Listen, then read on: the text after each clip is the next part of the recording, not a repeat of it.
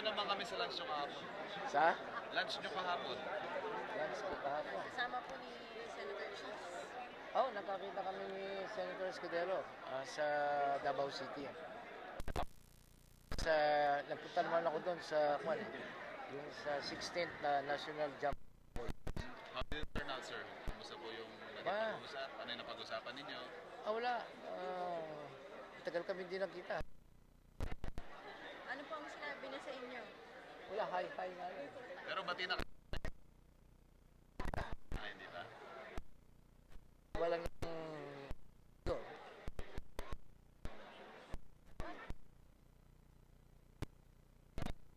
Ano ba yung sinasabi niyo limitasyon ng current natin ng constitution? Sinasabi mo, hindi makakaprogreso yung ekonomiya. Ano ba yung gusto ninyong baguhin specifically? marami yun eh. Unang-una, yun nga, sa bahagi ng taxes. Ito, natutuwa ko pag naibigan. Kasi dito, naging makatotohanan yung sinasabi namin na ang mga gawain sa successful hindi magpatuwa ang private sector sa pamahalaan. So, mapunta lang kasi yung mga dapat gawin ay yung taxes natin. Hindi na nakatutuwa tungkol sa Pilipinas bayad ng taxes. Yun na lang income tax. Yun lang income tax na yun. Direct tax yun. Pag namimili ka, may tax ka rin. Tapos, pagka may VAT ka pa. Grabe yung income tax na yun. Yung corporate tax. Corporate tax, 30%. Pinakamataas tayo. Paano ka makaka-attract ng investment? Paano niyo po sana gusto baguhin yung setup na gano'n? Yung gagawa tayo ng bagas. Itatama natin yung ginagawang 30% sa pagtaas na. Yung problema sa power. Kaya makapag-attract tayo ng maraming pag-investors. Nakagaling-galing ko na sa Davao. Naranasan ko yung ilang oras na brownout. Pero naman, kaka-brownout. Ang negosyo na. Saka yung mga yung ating PPP. Yung PowerPoint projection, tawag namin. Public partnership. Alam mo, sa tagal ng pagkakapangako, isa lang ang natatapos. Yung mga yan, it will all boil down. Plans and programs will always be good. Pero ang importante sa lahat, yung mag-i-influence. Yung makakagawa na magawa natin. Kailangan mayroong executive ability to manage the administration. Bakit nyo naman po nasabi ang dami nilang naipangako walang Abutin tayo narinig mo na lang yung mga bahagi ng speech. Lalo na yung bahagi. Maganda nga ekonomiya. Ano naman, exclusive group, hindi kasama mahirap. Lalo na mahirap na mahirap.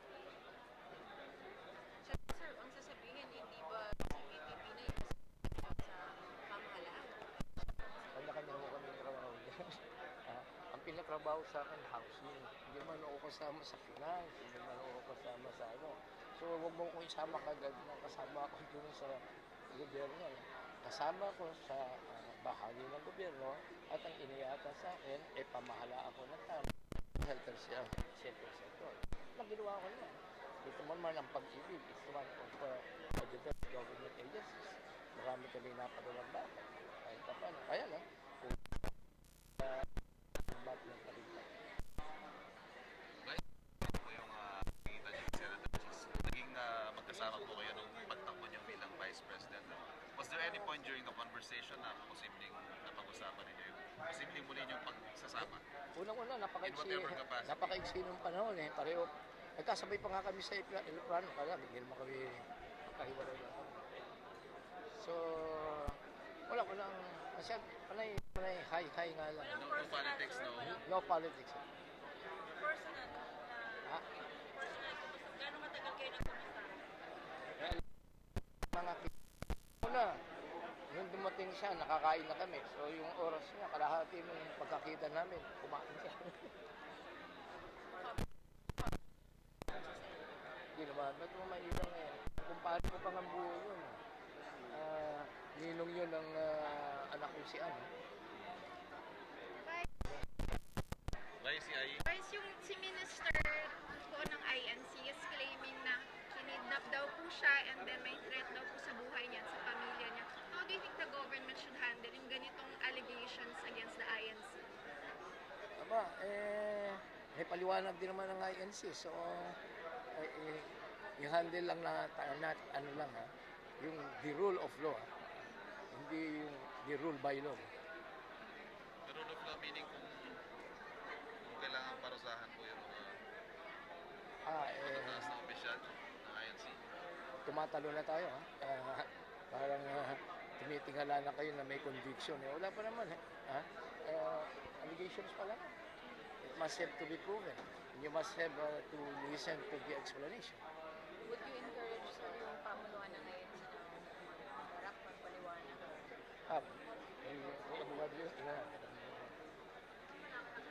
Vice, would you support an investigation at least doon sa mga ganitong pinta? Dapat daw imbestigahan ng gobyerno. Yun ang sinasabi namin kasi ako nga, biktima niyan yung mga bintang-bintang. Demolition by perception. So, wag naman tayong mag-jump agad. Husgado lang ang magsasabi kung may kasalanan o wala.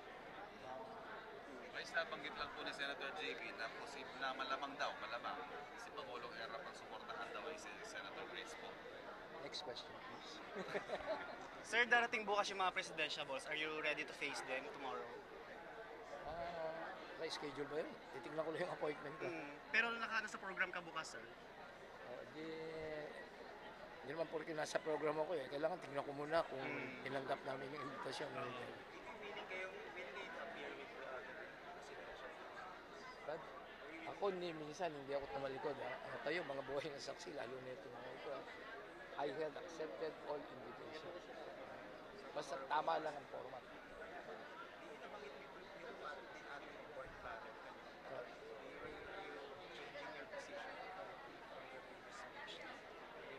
Alam mo yung pork barrel, para lang yung sa Maynilad.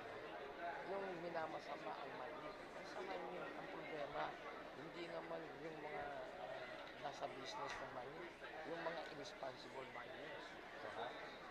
Yung nasabi na, yung konsepto naman ng pork barrel, maganda yun, yung PDAF maganda yun, kasi sa tamang gawain, sa tamang implementation, ginamit naman yun sa scholarship program. Ginamit yun. Ako yung sa bagay ako, binigyan ako ng 200 million ng Senate for my projects. Initially, ang pagkakalagay doon, part of my budget, bakit biglang-bigla, inilagay kami doon sa PDAF. But whatever, basta tama naman implementation. Hindi katulad ko ng DAP. Yung DAP is kala yung mali. Yung konsepto nun, tama. Maraming natulungan mga may hirap sa alam mo, maraming hospital na natulungan para maging model na tama yun. Yung sumama lamang sa English lang. Kasi yung word for barrel, sinabi na kagad yun.